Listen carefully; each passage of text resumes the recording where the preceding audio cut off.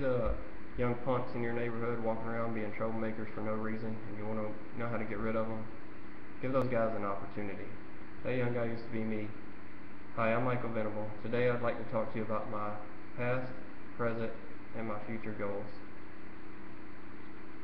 I'd like to get it started by talking to you about where I was born and raised. I was born in a small town called Fitzgerald, Georgia, raised along with my three siblings, Jeremy, Eric, and Brianna.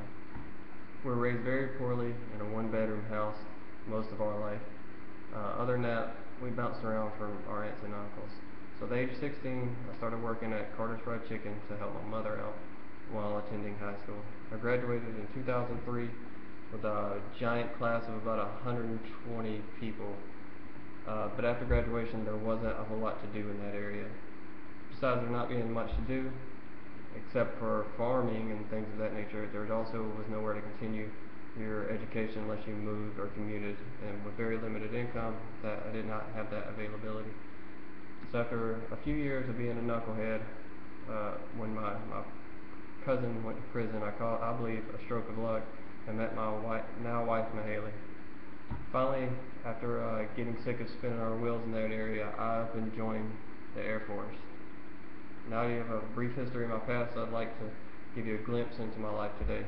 Today I'm a proud father, husband, and airman. So I went off to basic training in 2005, leaving my wife behind in Georgia while attending basic in Texas. Then went to tech school in Biloxi, where I got my first duty station, and my wife was able to join me, and I believe this was the turning point in my life, definitely for the better. Elmendorf wasn't the greatest assignment, but this is where I met a great mentor in Master Sergeant Bonilla, who I like to commonly refer to as Mr. Air Force. He really instilled the airman concept into me and took great care of me and my family. At this point, I realized some people actually care. At Elmendorf, my wife and I had our first baby, Queen Alyssa, or so she thinks.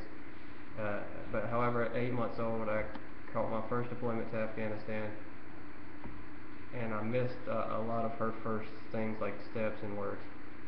So since I missed those things, her first birthday, I now try to do my best to make sure I catch everything.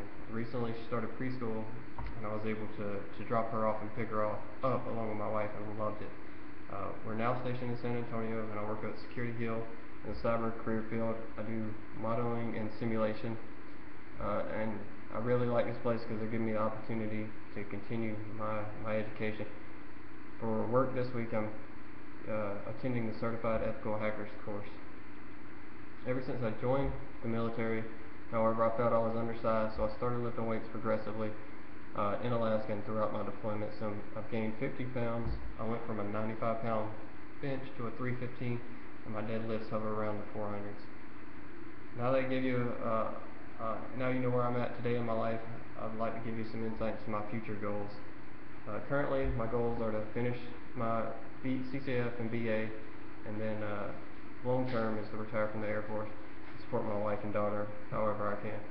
Currently taking speech to finish my CCF, and this is the last of my core classes so I can start working on the technical portion of my degree to get better at my job. Also, I'll be taking the certification for the CEH class next week, and then I would like to pursue my CCNA.